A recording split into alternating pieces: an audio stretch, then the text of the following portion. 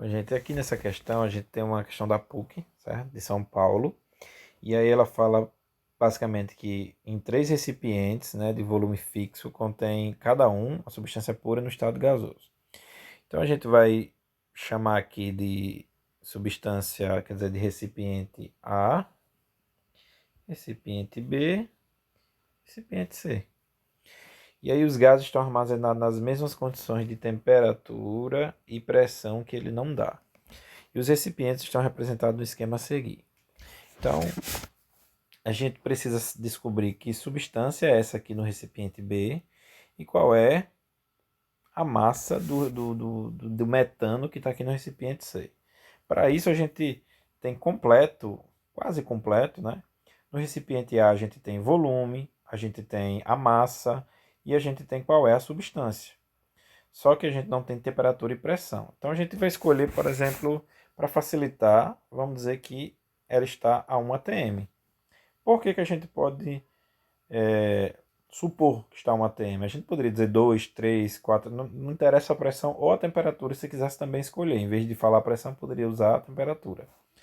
Por quê? Porque ele está dizendo que os três recipientes estariam nas mesmas condições de temperatura e pressão. Então, se a gente diz que está um ATM, é porque o recipiente A, o B e o C está um ATM e, consequentemente, na mesma temperatura. Só que, como aqui já está definindo qual é o volume de cada um, a gente não consegue dizer que está nesse volume X, está na pressão e dizer a temperatura. Né? A gente não pode indicar pressão e temperatura porque o volume também já foi informado. Então a gente está informando a pressão e vai descobrir qual é a temperatura através desse primeiro recipiente que tem mais informações. Como é que a gente faz? Primeiro a gente tem que saber qual é, aqui está dando em massa. A gente precisa saber qual é o número de mols de oxigênio que a gente tem nesse recipiente. Então, o que vai nos ajudar é a fórmula do oxigênio. A massa molar do oxigênio vai ser 32 gramas. Eu falei massa molar, então seria 32 gramas em 1 mol. Então, como é que eu sei que é 32 gramas? Com auxílio de uma tabela periódica, a gente vai ver que a massa atômica de um oxigênio é 16. Como aqui eu tenho 2 oxigênios, 32 gramas. Só que eu só vou ter 32 gramas se tiver o quê? Em 1 mol. Como aqui diz que tem 16 no recipiente, se 16 gramas, desculpa, se 32 gramas equivale a 1 mol, 16 gramas vai equivaler a o quê? A metade também, que seria 0,5 mol.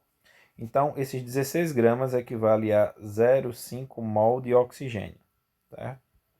De oxigênio. E aí eu vou usar essa fórmula aqui, que é o PV nRT. E aí eu já tenho volume, eu tenho número de mols, eu tenho pressão, que eu estou chamando de 1 atm, e falta só a temperatura. Então eu vou isolar aqui. Então eu tenho que colocar esse produto do NR para baixo do PV, né? Passa dividindo. E aí fica T isolado. Então eu já vou escrever o T isolado. Do outro lado do T tem o que? Tem PV. E dividindo, agora passou o NR. Então, essa temperatura, você vai ter a pressão que a gente chamou de 1 atm. Volume, que ele está informando aqui, ó, 5 litros. Certo? Só lembrando que aqui está 1 atm. Número de mols a gente achou aqui, 0,5 mol. Falta o R. E quanto seria esse R? Na verdade, o R, já que a gente está falando de ATM, ele é o 0,082. Se você estiver usando ATM, litro, mol e Kelvin. Então, você nem escreveu o R aqui, eu já vou colocar o 0,082. O T vai acabar sendo, deixa eu fazer aqui, aqui não é 52, tá? Aqui é 5 litros. Vai ser 1 vezes 5 na parte de cima. Vocês viram a setinha sumindo porque eu vim para a calculadora aqui do celular. Então é 1 vezes 5 aqui em cima, 5 dividido para 0,5 vezes 0,82. Então 5 dividido, abro parênteses, 0,5 vezes 0,082. Então vai dar 121,9. Vamos arredondar aqui para 122. O quê? Qual unidade? Na unidade aqui da... Qual foi a constante que a gente usou? Essa daqui, 0,082, que usa ATM. Usou ATM. Litro, usou em litro. mol usou em mol, então Kelvin vai ser a unidade de quê? De temperatura. Então, se a gente disse que estava 1 atm, agora a gente descobriu que também o sistema, todos eles estão o quê? A 122 kelvins, certo? Então, a 122 Kelvin, o que é que a gente também vai utilizar para os outros? Então, agora a gente vai usar essa mesma fórmula para chegar e descobrir que substância é essa daqui, certo? Então, como é que a gente vai fazer isso? Nesse caso, aqui a gente vai jogar, deixa eu mudar a cor para mudar também a substância. Vamos fazer com azul, para o recipiente B. Então a gente vai ter P, V, N, R, T. Nesse caso aqui, se a gente souber a massa molar, certo? A gente consegue descobrir que substância é essa daqui, tá? Então, para eu descobrir a massa molar, é a massa de 1 mol. Então, primeiro eu tenho que descobrir quantos mols eu tenho aqui, certo? E aí eu consigo relacionar com esse número de gramas aqui, certo? Então, vamos primeiro descobrir aqui qual vai ser o número de mols. A gente tem a pressão, tem o volume, tem a constante e tem a temperatura. Só falta achar agora o número de mols. Então vamos lá, vamos isolar o N. Então se a gente quer isolar o N, a gente vai passar RT dividindo PV. Então eu já vou escrever o N, em vez desse lado direito, eu vou escrever do lado esquerdo. Mas quem está oposto a N? PV. Então eu vou escrever PV do outro lado. Só estou copiando ao contrário, certo? N estava na direita, eu botei N na esquerda. PV estava oposto, PV está oposto. RT passa dividindo PV. Então, RT está dividindo PV. Então, o número de mols... Deixa eu tirar aqui o laser só aparece quando eu não quero. E até para sumir tá ruim aqui. Pronto. Vou apagar isso aqui. PowerPoint não ajuda. Vamos ver se eu consigo. Pronto, agora foi. Então, a gente está vendo que qual vai ser a pressão, né? Qual é a pressão aqui que a gente estava usando, que era 1 atm. Volume, aqui diz que é 10 litros, dividido, né, por R. R no caso a gente vai usar aqui, ó, 0,082, que com essas unidades aqui.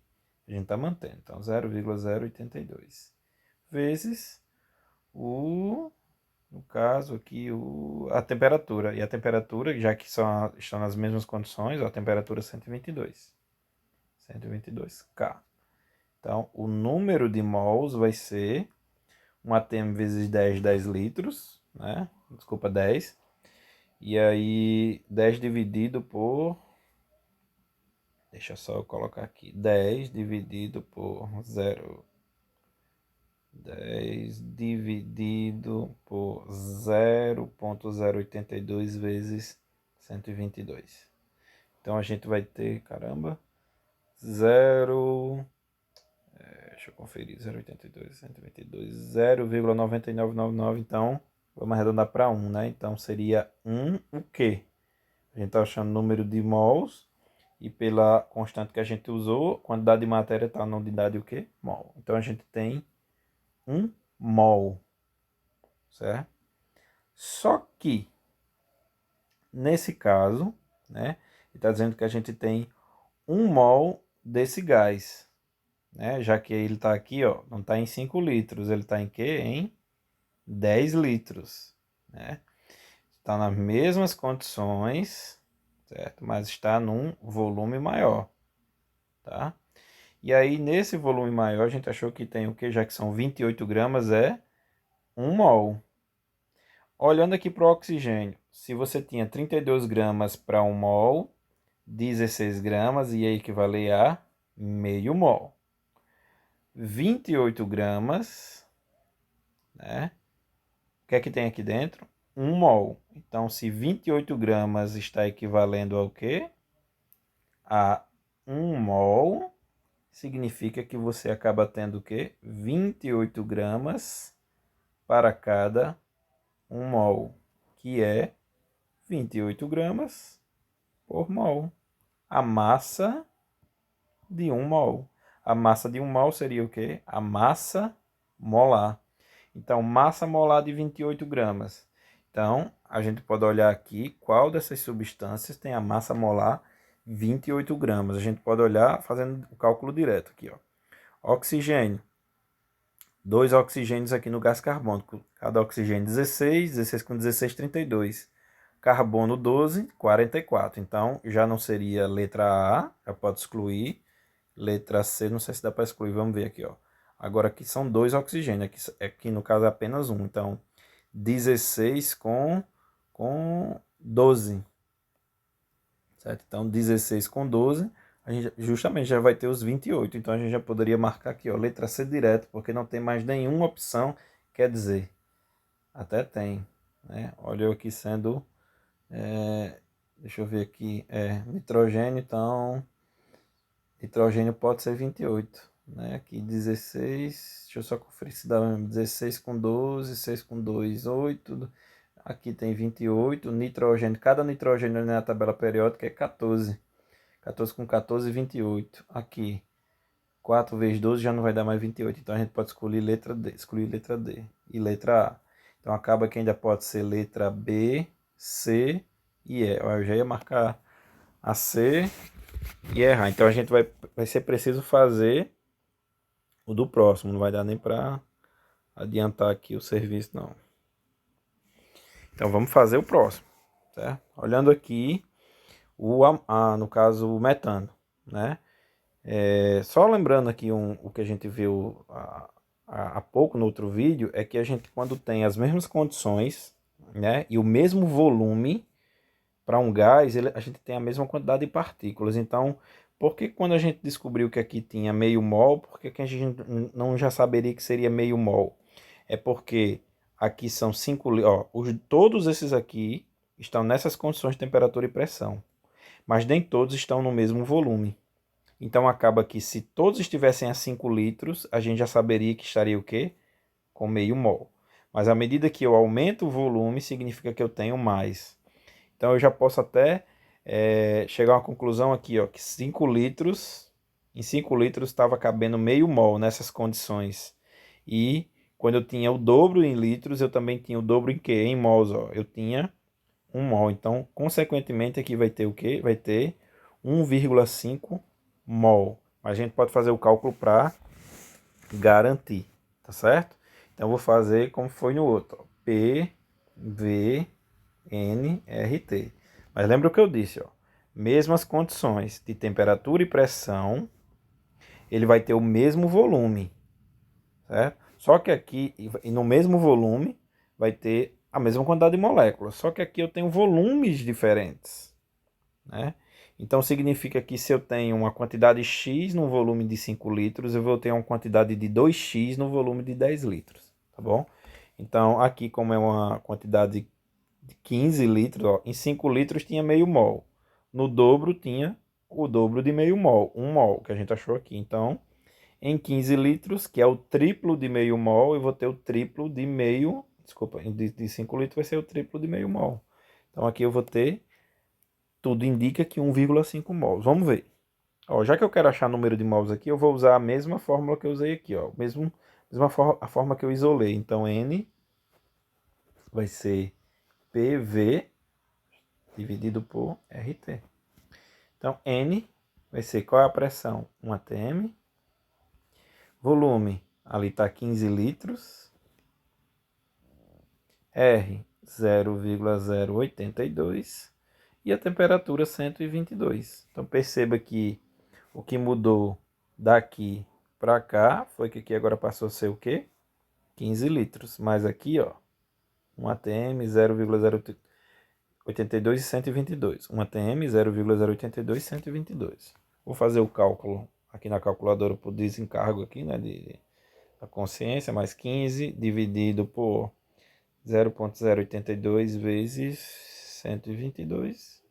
Isso mesmo, 1,4999. Então, você vai ter 1,5 mol. Então você tem 1,5 mol, mas ele quer saber qual é a massa disso. Então, para eu poder saber, eu tenho que saber quanto é a massa de 1 mol primeiro. Então, a massa de 1 mol, eu vou usar a fórmula aqui, ó. Então, CH4, cada carbono 12. Eu só tenho um carbono 12, mas cada hidrogênio é 1.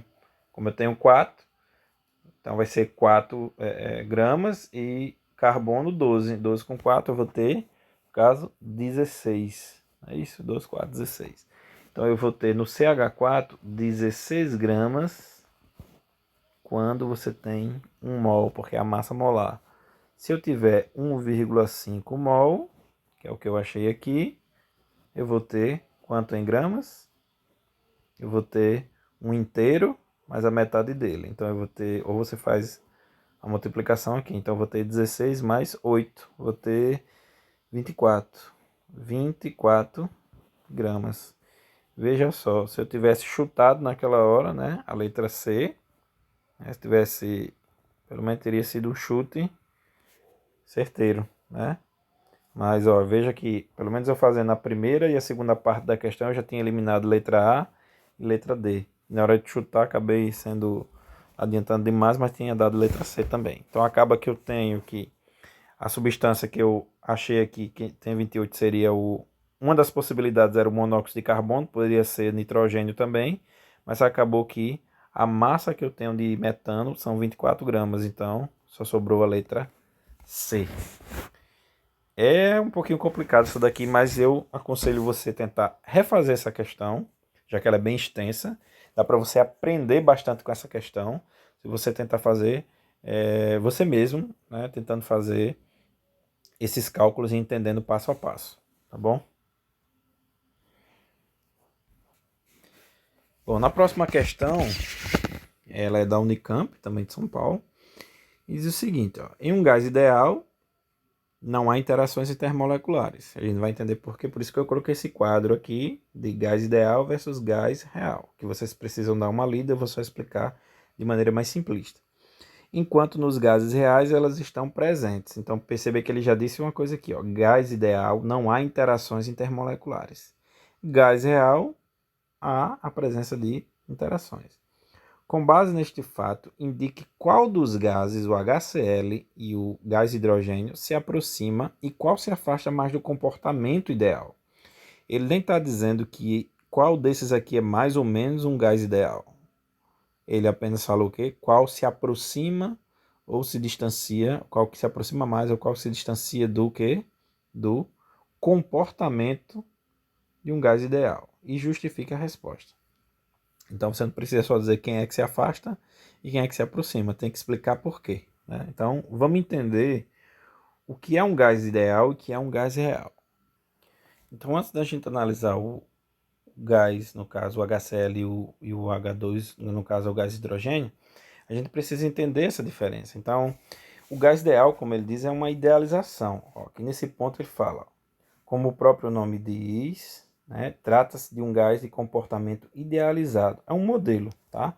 Então, no caso, do ponto de vista macroscópico, como ele fala aqui, o gás ideal, ele primeiro define-se um gás ideal como aquele que obedece às questões, no caso, as equações mostradas nesse capítulo. Então, como é uma idealização, inclusive as equações que nós vimos aqui, a lei do gás ideal, as transformações, a gente tratava o gás como ideal. E aí, do ponto de vista microscópico, como é que você tem um gás ideal, né? Então, para dizer que um gás é ideal, a gente tem que considerar que ele não vai ter interações intermoleculares.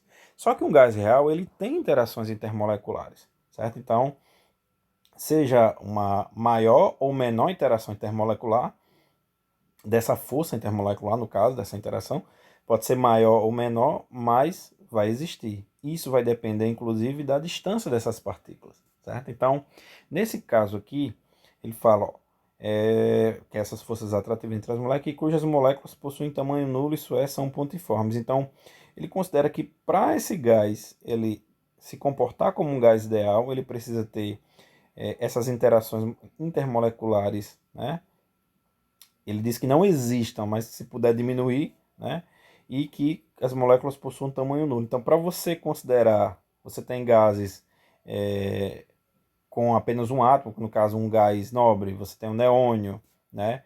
Você tem o hélio, e aí nesse caso são gases em que eles não formam moléculas, então você vai ter gases com apenas um átomo, certo?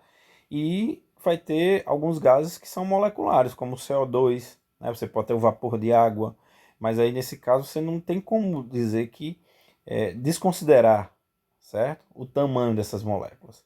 Então, para você poder desconsiderar, independente de ser um átomo, dois, três, independente de como vai se apresentar esse gás, né, você precisa ter um volume grande, né, para que o tamanho dessas partículas ou dessas moléculas, átomos, o que for, seja desconsiderado, né? Então, a gente já está vendo aqui que para ser considerado, ou seja, um gás real, ele ser considerado um gás ideal, ou ele ser idealizado, você para ter essas interações intermoleculares quase nulas, vamos dizer assim, e ter tamanhos pequenos, você precisa, tamanho no caso não pequeno, no caso tem um tamanho nulo, como ele está falando aqui no texto, você precisa ter um grande volume, certo?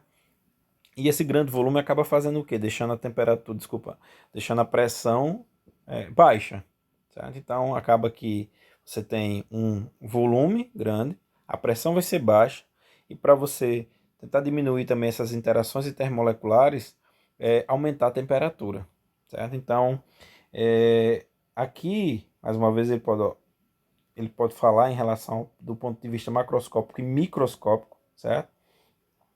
Dessa idealização do gás. Então, ó, podemos explicar a razão disso macroscópico ou microscopicamente, né? Como ele fala aqui, contudo, os gases reais podem aproximar-se. Então, a gente está considerando aqui em cima como seria o modelo ideal, mas a gente sabe que existe o modelo, ou seja, existe o gás real, e para ele obedecer tudo isso que a gente está estudando aqui, ele precisa ter, né, um comportamento de um gás ideal. E nisso, ele precisa se aproximar. Então, do ponto de vista macroscópico, o que é que ele fala? O gás ideal é aquele que jamais se tornará líquido. O gás ideal. O gás real, sim, pode se tornar líquido porque ele vai, inclusive, de encontro a essa idealização. Você vai ter as partículas se aproximando e aí ela vai ter interações intermoleculares, né? E o volume ele vai diminuir quando está na forma líquida. Então, não dá para desconsiderar o tamanho, inclusive, dessas partículas, tá? Então, para transformar um gás real em líquido é necessário aumentar a pressão e diminuir a temperatura, coisa que foi feita, que não é indicada para se idealizar. Então você precisa o quê? Diminuir a pressão, que normalmente é aumentando o volume, e aumentar a temperatura. Então, a trabalhar com gás nas condições exatamente opostas a essa, baixa pressão e alta temperatura, estamos longe das condições em que esse gás se transformaria em líquido, portanto, maior comportamento do gás, ou seja, do gás ideal. E do ponto de vista microscópico, né, a gente está vendo do ponto de vista macroscópico, ele fala, ó, a alta temperatura faz com que as moléculas adquiram elevadas velocidades. E essa elevada velocidade, ou seja, quando você acaba agitando essas moléculas, né, essa intensa agitação faz o quê? As interações intermoleculares se tornarem desprezíveis. Então, por isso que, do ponto de vista microscópico, a gente precisa ter uma maior temperatura para diminuir as interações intermoleculares, e uma baixa pressão, que significa um grande volume para a gente ter, no caso, desconsiderar o tamanho dessas partículas. Resumindo isso daqui, vocês podem ler com mais calma, vai aparecer dúvidas ou o que for. Existem dois tipos de gases, né? Existe o gás ideal e existe o gás real. O gás real, como o próprio nome diz, é o gás que nós temos, certo? É o gás real. Ele não é idealizado. O comportamento de um gás, realmente, é aquele gás que pode virar líquido, dependendo até da pressão ou do volume que você mude, dificilmente, mas poderia chegar talvez a sólido. Mas o que eu estou querendo falar para vocês é que existe um modelo que idealiza isso. E aí você pode, esse gás real, ele pode estar nessas condições, que seria o quê? Um aumento de temperatura para diminuir essas interações intermoleculares e também um aumento de volume, que esse aumento de volume vai fazer o quê? Que o tamanho dessas partículas pode ser, o tamanho dela pode ser desconsiderado, né? Que aumentando esse volume também você vai estar diminuindo o quê? A pressão do sistema, certo? Então, diminuindo a pressão significa também que com a alta temperatura e tentando diminuir a pressão, compensando com o aumento do volume, essas partículas vão estar mais distantes, tá? Bom, gente, então é isso, né? O que foi mostrado aqui em relação a gás ideal é que todos esses estudos que a gente viu aqui em relação a fórmulas, a equações, a teoria, é idealizando esse gás. A gente tem um gás real, mas a gente coloca ele num modelo e para estudar, certo? Então, mesmo que a gente tenha um gás real e ele se aproxime, não necessariamente ele possa se comportar perfeitamente, quando diz um gás perfeito, mas normalmente os valores não são, são bem próximos, né, da idealização desse gás reais e do que seria um gás ideal. Tá? Então, muitas vezes ele não chega a ser perfeito, né, nessa idealização, o seu comportamento não chega de um gás ideal, mas próximo, e os valores são próximos se ele realmente fosse um gás ideal, vamos dizer assim. Tá? O que você precisa saber é que existe o gás real, o gás ideal, e que a gente tem condições para que ele possa ser estudado como um gás ideal, que seria o quê? Aumento de temperatura e aumento do volume, para diminuir as interações intermoleculares e que a gente desconsidere o tamanho dessas partículas, tá? E aí voltamos à pergunta, né? Ele diz aqui qual desses se aproxima e qual se distancia. E aí acaba que, para a gente ver isso daí, em relação ao tamanho, né, olhando pela tabela periódica, a gente precisaria de ajuda, mas a gente poderia analisar primeiro em relação às forças intermoleculares. Né? Então a gente teria o HCl, né, que forma uma ligação, uma ligação covalente, né? Então são substâncias moleculares. E o que diferencia aqui do hidrogênio, ó, do HCl para o gás hidrogênio, basicamente é o cloro que vai entrar aqui. E a gente vai ter uma polaridade, certo? Aqui vai ter um dipolo-dipolo, tá bom? Um dipolo permanente também chamado, porque aí você tem diferença de eletronegatividade entre esses dois elementos. E aqui não, né? Você tem, pelo menos aqui, do mesmo elemento. Então, acaba que você tem uma substância apolar, enquanto no HCl você vai ter uma substância polar. Então, aqui polar e apolar. Já aqui a gente pode considerar que o hidrogênio se aproxima mais, independente talvez da temperatura, né? Por quê? Porque são substâncias apolares e a interação entre substâncias apolares ela é bem mais fraca do que uma substância polar. Então, de cara, eu já consigo dizer, certo? Que o hidrogênio ele vai se aproximar mais de um comportamento de um gás ideal do que o próprio HCl, né? Então, outro ponto que poderia ajudar é em relação ao tamanho, certo? Quando a gente fala do tamanho, a gente falaria em volume, mas se a gente fosse talvez olhar o tamanho das partículas, no caso aqui do HCl e do hidrogênio, a gente conseguiria, lógico que aqui a gente aumenta o volume, né, para fazer com que o tamanho das partículas ele seja desconsiderado quando visto o volume em que aquele gás ocupa. Em outras palavras, está dizendo o seguinte: quando você tem um determinado volume e aumenta esse volume, o tamanho das partículas nesse volume aqui, certo? Diferente desse caso aqui, vai ser desconsiderado, porque o volume é tão grande que o tamanho das partículas não importa, tá? Mas se fosse para considerar o tamanho das partículas aqui, certo? A gente ainda teria o hidrogênio sendo menor, já que o hidrogênio está ali no primeiro período da tabela periódica, e você vê o cloro já no segundo, não, segundo não, desculpa, o primeiro vai estar no terceiro período da tabela periódica, então você vai ter, né, um volume maior em relação ao cloro.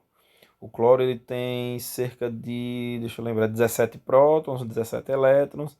Então, na distribuição eletrônica, a sua camada de valência é o que? 3s2, 3p5. Então, ele está no terceiro período e tem 7 elétrons. Mas a questão não é nem do número de elétrons na camada de valência, mas o cloro ele é bem mais volumoso, né? Ele está no terceiro período. Então, o volume, né, do raio atômico aqui no cloro ele é bem maior, certo? Isso se a gente fosse considerar o tamanho dessas moléculas, certo? Mas aqui a gente viu que para tentar desconsiderar, isso, a gente aumenta bastante o volume, né? Então, mesmo assim, o hidrogênio ainda seria o quê? A molécula menor, né? Com átomos menores e com interações mais fracas. Então, você teria o gás hidrogênio se aproximando mais do modelo ideal do que o HCl. Bom, gente, eu espero que tenha ajudado, né? Vocês dão uma lida, rever o vídeo, ler a respeito do gás ideal e gás real, mas basicamente é bem mais simples, né? Eu tentei explicar o mais detalhado possível, né? Espero realmente ter ajudado. Espero vocês no momento síncrono para dúvidas e resoluções, tá? Um abraço, tchau.